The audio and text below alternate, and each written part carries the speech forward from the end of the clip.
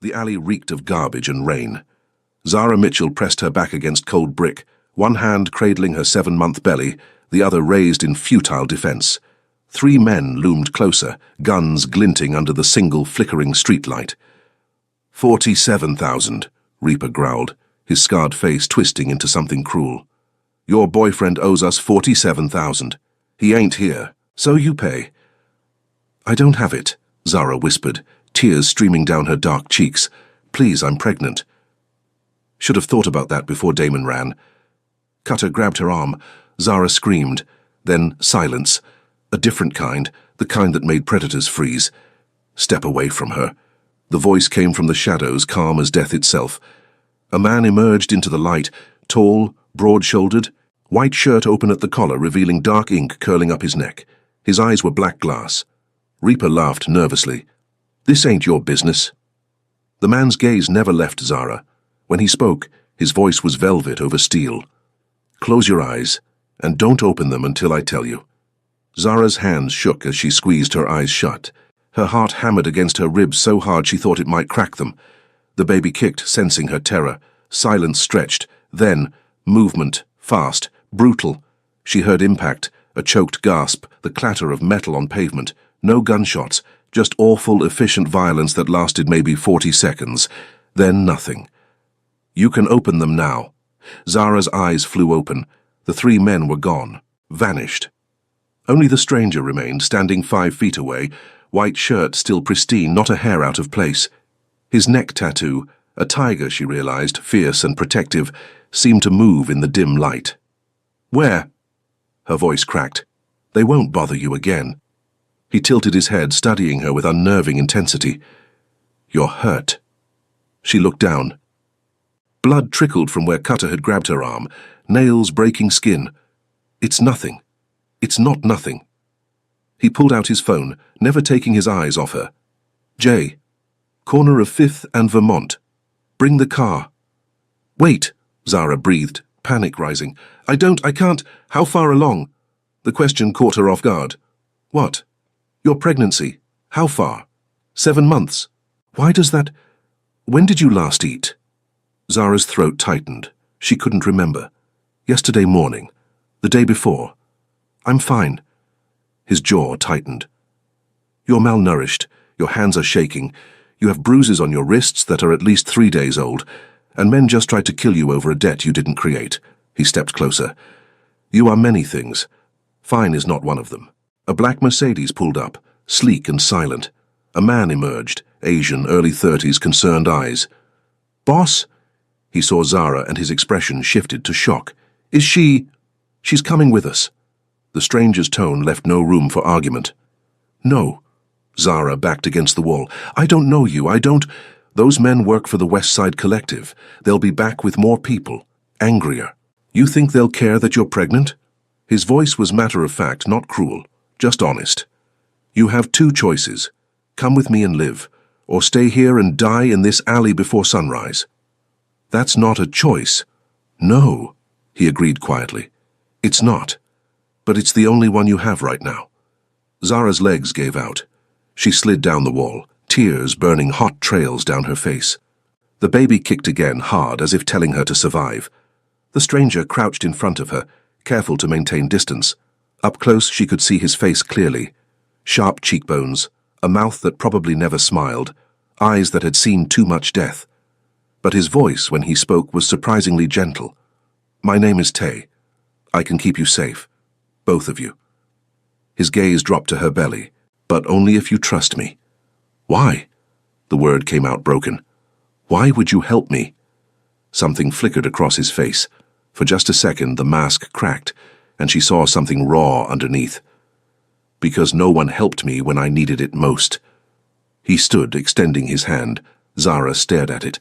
Masculine, scarred knuckles, surprisingly elegant fingers. The hand of someone who had killed tonight, who would kill again.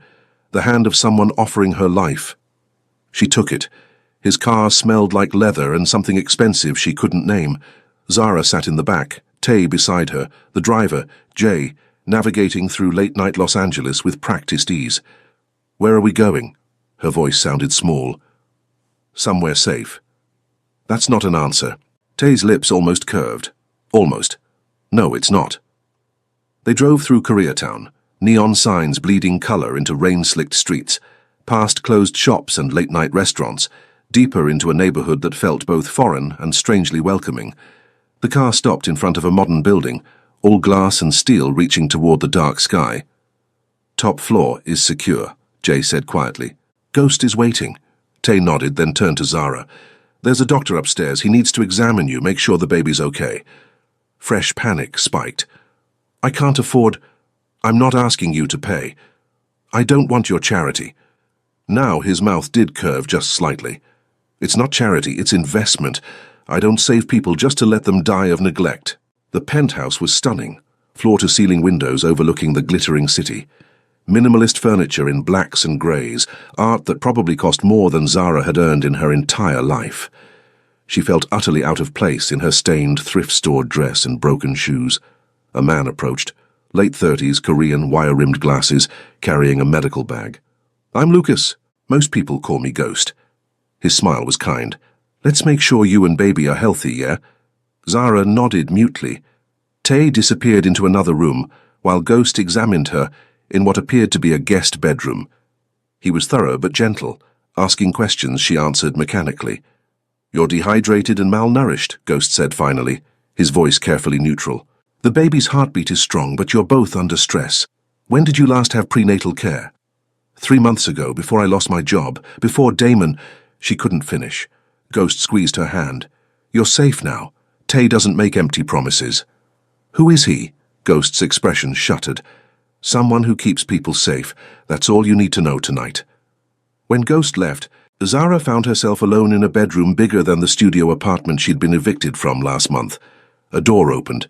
Tay entered carrying a tray. "Eat," he said simply, setting it on the nightstand. Rice, some kind of soup, kimchi, tea. Her stomach clenched with hunger so fierce it hurt. "I don't... If you say you don't need charity one more time, I'm going to think you're not very intelligent." His tone was dry. "You're pregnant and starving. Eat the food." Zara bristled. "You can't just order me." "I can. I did. Eat." Their eyes locked.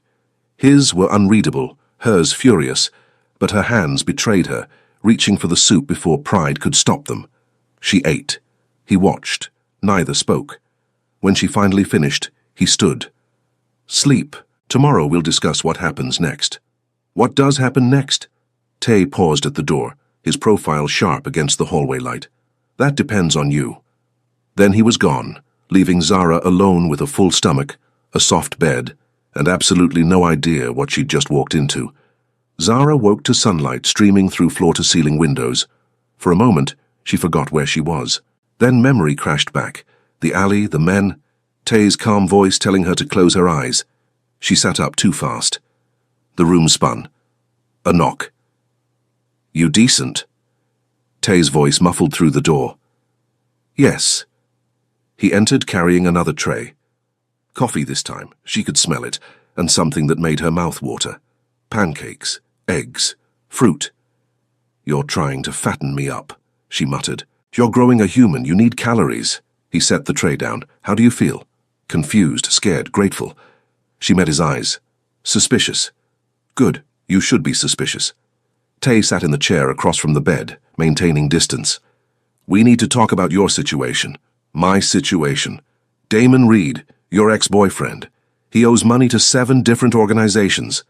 The West Side Collective is the least of your problems." Zara's blood ran cold. 7? Gambling debts, loan sharks, drug fronts. He's been using your name, your credit, your address. As far as they're concerned, you're equally responsible. "But I didn't." "Doesn't matter, you lived together, that makes you collateral." She felt sick. "How much total?" "Just over 200,000. The number was so absurd she almost laughed. "I don't have that kind of money. I don't have any money." "I know." Tay leaned forward, elbows on his knees. "Which is why I'm offering you a deal." Here it comes, Zara thought. The catch. The price. "What kind of deal?" "You stay here under my protection. I settle your debts. In return..." "In return, I what?" "Become your..." "What, exactly?" Her voice turned bitter. "I've seen this movie. I know how this ends." Tay's expression hardened. I'm not interested in forcing myself on a pregnant woman, or any woman. His tone was ice.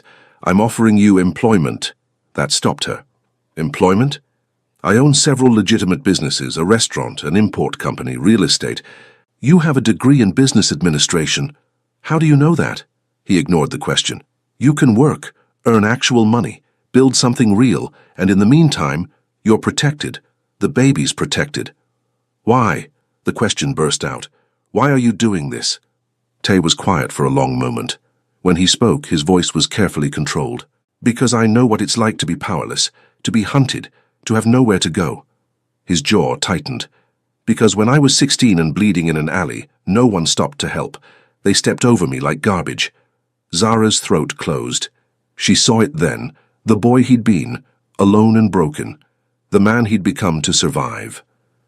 What's the real price? She whispered. Loyalty, discretion. You don't ask questions about things that don't concern you. You don't speak about what you see or hear. His eyes bored into hers. And you don't run. People who run from me don't get far. It should have terrified her. Maybe it did. But it was also honest. No pretty lies, no false promises. I need to think about it. You have until tonight. Tay stood. Jay will take you wherever you want to go, but know this. The moment you leave this building, you're on your own. And those men? They're already looking for you.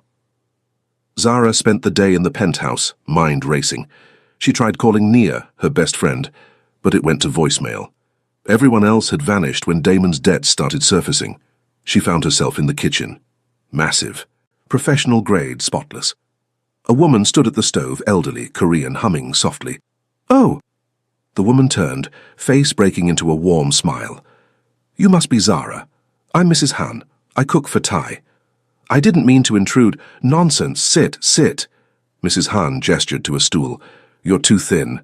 Growing baby needs more nutrition. Despite herself, Zara sat.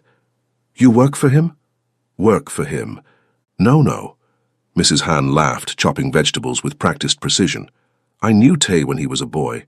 Angry, scared, alone. I fed him then. I feed him now. He doesn't seem like someone who needs taking care of. Everyone needs taking care of, even men who pretend they're made of stone. Mrs. Han's eyes softened. He's a good man, Zara. Complicated. Dangerous, yes, but good where it counts. How can someone be both dangerous and good? How can a tiger be both predator and protector? It depends on who you are to him. Mrs. Han slid a plate across. Kimchi fried rice, perfectly seasoned. Eat, then decide if you trust him. The food was incredible. Zara ate slowly, thinking. That evening, Tay found her on the balcony, watching the sun set over Los Angeles. Have you decided? He asked. Zara touched her belly, feeling the baby move. I have conditions. His eyebrow raised slightly. Go on. I work. Real work, not make-believe. I earn my keep. Agreed. I want to know what I'm walking into. Not everything, but enough to protect myself and my baby. Within reason. And when the debts are paid, when I'm safe, I can leave. No strings. Tay's expression was unreadable. If that's what you want, it is. Then we have a deal. He extended his hand. Zara looked at it. The same hand from last night, still scarred, still dangerous, still offering life. She shook it. His grip was firm, warm. Welcome to my world, Zara Mitchell. Try not to die. Comforting. I don't do comfort. I do survival. As he turned to leave, Zara called out, "You or Tay?" He paused. Thank you. For last night. For this. He looked back, face shadowed in the fading light. Don't thank me yet. You don't know what you've agreed to. But there was something in his voice, almost like regret, almost like warning, almost like he was already in deeper than he'd planned to be. 3 weeks passed in a strange new rhythm. Zara worked mornings at Tay's restaurant, Mrs. Han's place actually. Though Tay owned the building, she handled inventory, managed suppliers, learned the business from the inside out. She was good at it. Better than good. You have a mind for this, Mrs. Han said one afternoon, reviewing Zara's reorganized ordering system. Tay was right about you. He talks about me. Mrs. Han's smile was knowing. He watches. That's how he talks. Zara had noticed. Tay was always there, not hovering but present. Morning coffee appeared before she asked. Her favorite foods showed up at dinner. When her feet swelled, a footstool materialized. He never made a fuss, never drew attention. He just noticed, but he kept distance, always professional, always controlled. It was driving her crazy. "You're staring," Nia said during her first visit to the penthouse. Her best friend sat across from her, eyes narrowed with concern. "At him. You're staring at him." "I am not—" "Girl, please. I saw how you looked when he walked through." Nia leaned forward. "Be careful. Men like that, they're dangerous. He saved my life. And now you're living in his house, working in his business, under his protection. That's not salvation, Zara, that's ownership." The words stung, because part of her wondered if Nia was right.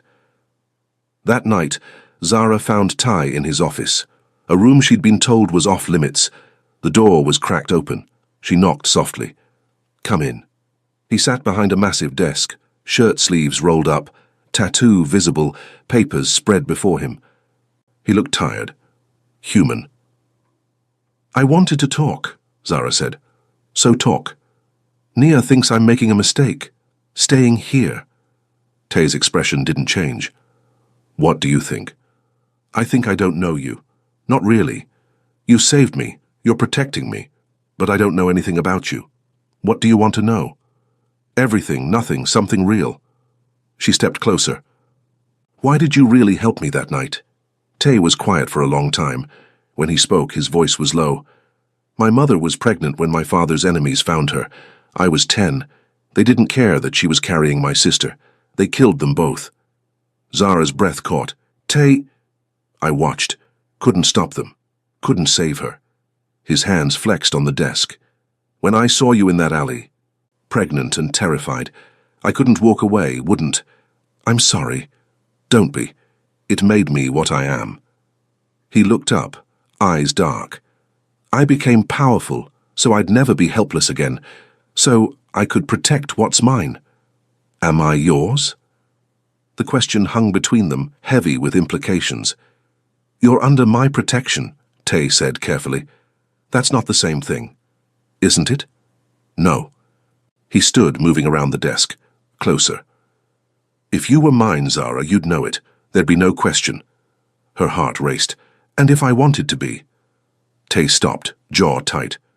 "You're pregnant with another man's child, vulnerable, dependent on me. Anything between us would be complicated." "Wrong. Because you'd be taking advantage." "Yes." Zara laughed, the sound slightly bitter. "What if I'm the one taking advantage? Free housing, food, protection. Maybe I'm using you. Are you? I don't know anymore." She touched her belly. "I came here to survive. But now what? Now I notice things. The way you make sure I eat. How you moved the furniture so I wouldn't trip. That you learned what tea I like." She stepped closer. "You say you don't do comfort, but you're the most attentive man I've ever known." "Zara." His voice was strained. "Don't. Don't what? Notice that you care? That this isn't just business?" "It has to be just business." "Why?" "Because." The word came out sharp. He ran a hand through his hair, composure cracking. "Because I don't get to have this. I don't get to care about someone and keep them safe. Everyone I've ever cared about has died. I'm not dead. Not yet." The bleakness in his voice broke something in her. Zara closed the distance between them, reaching up to touch his face. He flinched, but didn't pull away. "I'm not her," she whispered. "I'm not your mother or your sister. I'm not a ghost you need to save." "I know." "Then what am I?" Tay's hand came up, covering hers against his cheek. "A mistake I can't stop making." He pulled away, putting distance between them again. "You should sleep. It's late." Tay— "Good night, Zara." Dismissed. Again. Zara left, frustration and something deeper churning in her chest. She didn't understand this, didn't understand him, didn't understand why the space between them felt both too wide and not wide enough. She was almost to her room when she heard voices. Tay and another man, Jay. "You're getting too close," Jay said. "Everyone sees it." I'm protecting her, that's all. Is it? Because Morozov noticed. He's asking questions. About her. About why you care. Silence. Then Tay. Let him ask. Boss, if he thinks she's leverage, then I'll kill him, and anyone else who touches her. You hear yourself? This isn't you. You don't break protocol. You don't expose yourself for... For what, Jay? Say it. For a woman you barely know. For a baby that isn't yours. Another silence. Longer. I know, Tay said finally, voice raw. I know it's stupid, dangerous, everything I've worked for, risked. But when I look at her... He didn't finish. Zara pressed her hand to her mouth, heart thundering. She wasn't the only one falling, and that terrified her more than any threat could. The illusion of safety shattered on a Tuesday. Zara was at the restaurant, reviewing invoices in the back office, when the front door chimed. She glanced up through the window and froze. Damon. He looked worse than she remembered, thinner, eyes sunken, desperate. He scanned the restaurant, gaze landing on her. Zara, he started toward the back. Mrs. Hahn stepped in his path. We're closed for private event. That's my girlfriend. I need to talk to her. I'm not your girlfriend, Zara said, emerging despite her shaking hands. Leave, Damon. Baby, please, I know I messed up. You left me pregnant and alone with debts I didn't create. I can fix it. I got a job. I'm clean now. You're lying. She could see it in his eyes.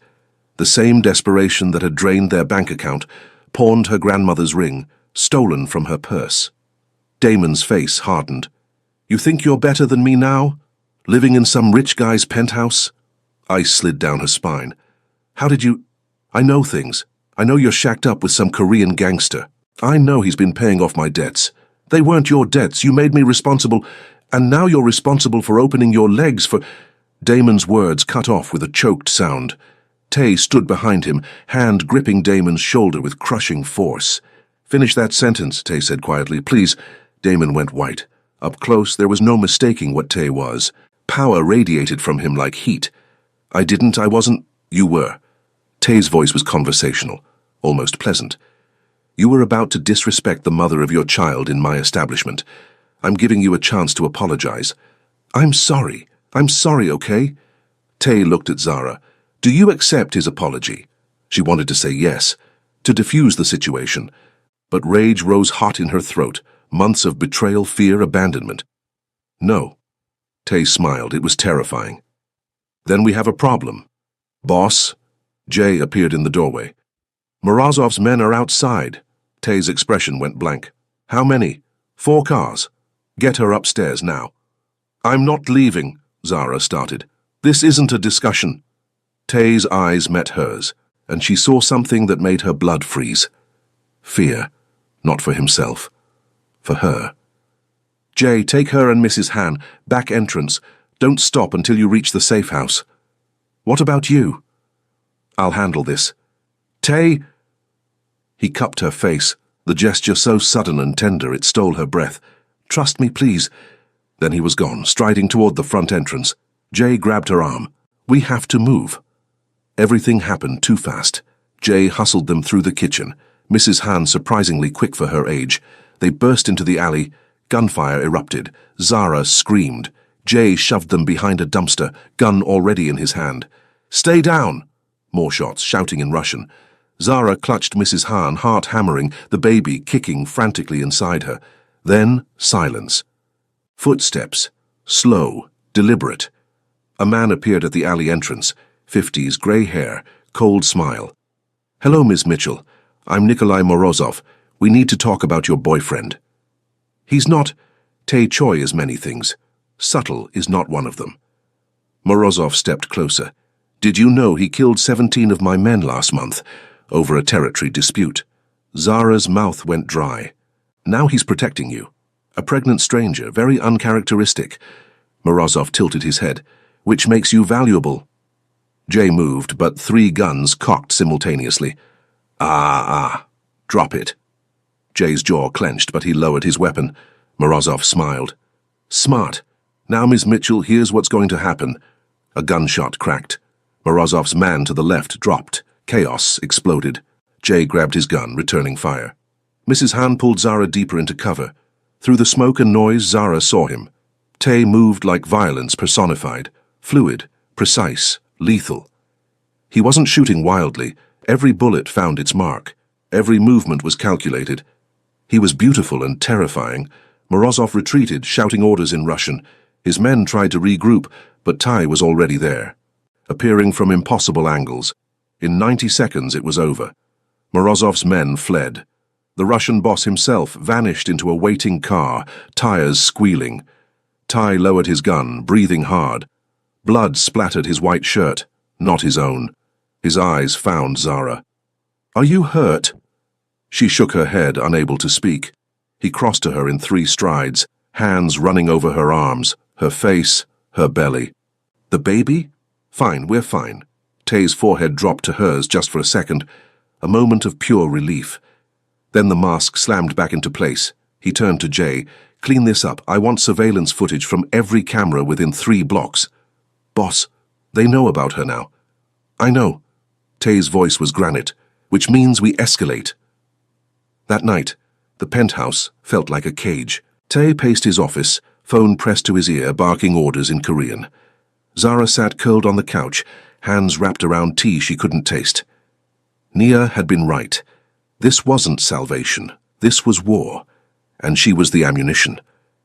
When Tay finally emerged, he looked exhausted. "We need to talk about relocating you." "Where?" "Seattle. I have a safe house. My sister lives there." "No."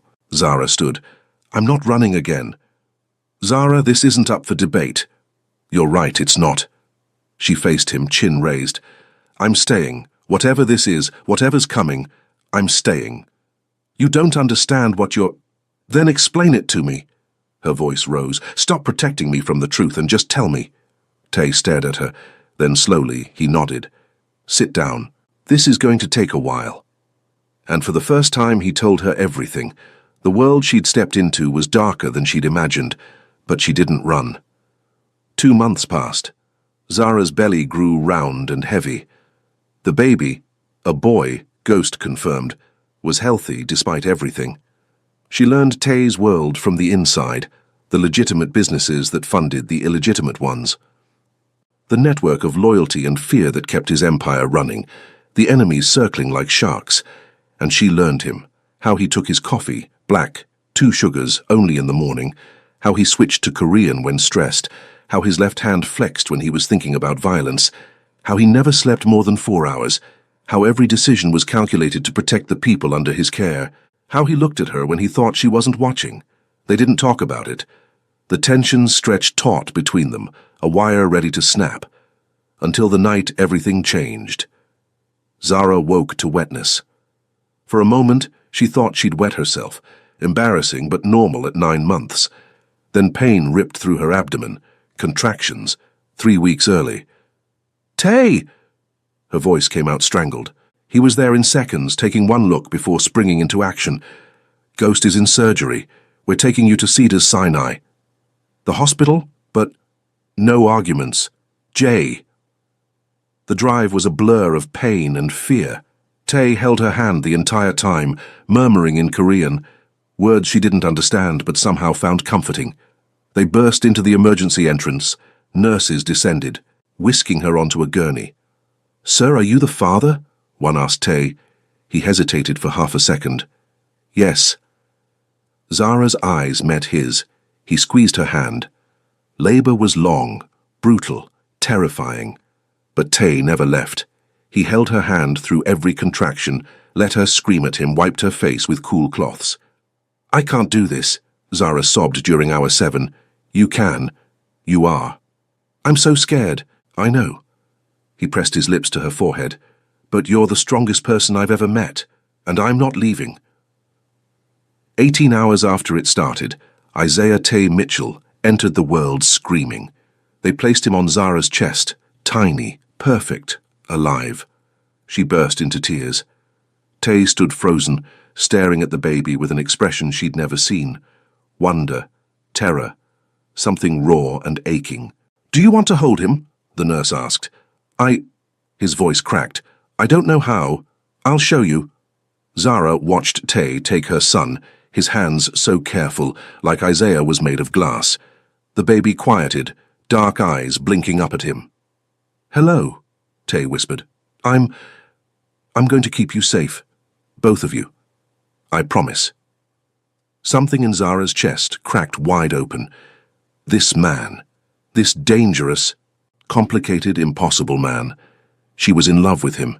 They stayed in the hospital 3 days. Tay never went home. He slept in the chair beside her bed, woke for every feeding, learned to change diapers with the same focused intensity he applied to everything. On the second night, while Zara nursed Isaiah, Tay spoke quietly. "I need to tell you something." Her heart seized. "Okay." "Morozov made a move while you were in labor. Hit one of my warehouses." His jaw tightened. "Jay wants to retaliate. Hard. But retaliation means war. Full scale. And war means you and Isaiah become bigger targets." Zara's arms tightened around her son. "What are you saying?" "I'm saying..." Tay looked at her, eyes dark with conflict. "I'm saying maybe Jay was right. Maybe I should send you away, somewhere Morozov can't reach." "No." "Zara, no." She met his gaze steadily. "I told you I wasn't running. I meant it. This isn't about running. It's about surviving. Then we survive together." She reached for his hand. "Tay, I know what you do. I know the risks, and I'm choosing to stay anyway. You don't understand. I understand that you're the only person who's ever protected me, who's ever seen me as more than a problem to solve, who's been there for every moment of my son's life when his own father couldn't be bothered." Her voice shook. "I understand that I love you." Tay went very still. "Zara, I know it's complicated. I know the timing is terrible. I know I come with baggage and a baby, and enough drama to fill a lifetime." Tears spilled over. "But I love you. And I think you might love me too." "I do." The words came out hoarse. "God help me, I do. Since the moment I saw you protecting your belly, even while those men were threatening your life. Since you demanded to work instead of accepting charity. Since you looked at my world and didn't flinch." He cupped her face. "You terrify me. Because loving you means losing you. Everyone I love dies, I know." She turned her face into his palm. "But I'm still here. We're still here." Tay's thumb brushed her tears. If we do this, there's no going back. You'll be mine completely. And I don't share. I don't compromise. I don't..." Zara kissed him. For a moment he froze. Then he melted into it, one hand sliding into her hair, the other cradling her face like she was precious. The kiss was soft, careful, achingly tender. When they broke apart, Tay rested his forehead against hers. "I need you to understand what this means," he murmured. "Being with me. The danger. The secrets. The life. I understand. No more halfway. No more pretending this is just protection. I don't want halfway. I'm not an easy man, Zara. I'm selfish and possessive and..." She smiled. "And you learned to change diapers for a baby that isn't biologically yours. And you held my hand through 18 hours of labor. And you look at my son like he's the most precious thing in the world. He is. You both are. Then stop talking and kiss me again." He did. Isaiah slept peacefully between them, unaware that his mother had just chosen a beautiful, dangerous future. 6 months later, Zara stood in the kitchen of their new home. Not the penthouse, but a house in the hills with a yard and security that would make Fort Knox jealous. Isaiah babbled in his high chair, throwing Cheerios at the floor. Tay sat across from him, patiently retrieving them, making the baby shriek with laughter. "You're encouraging him," Zara said, smiling. "He has good aim. I'm cultivating it. He's 8 months old. Never too early to start training." She threw a dish towel at him. Tay caught it without looking, smirking. The doorbell rang. Tay tensed automatically, hand moving toward the gun at his waist. "It's just Nia," Zara said. "Relax." "I don't relax." But he did. Slowly he was learning that not everything was a threat, that he could have this, family, love, normalcy.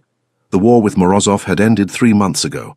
Tay had made a choice, negotiate instead of annihilate. CD territory in exchange for peace. It cost him respect from some of his men, cost him power. But he'd gained something worth more. He'd gained a life. Zara watched him lift Isaiah, the baby grabbing his father's face with chubby hands. Tay's expression, soft, unguarded, happy, still took her breath away. "I love you,"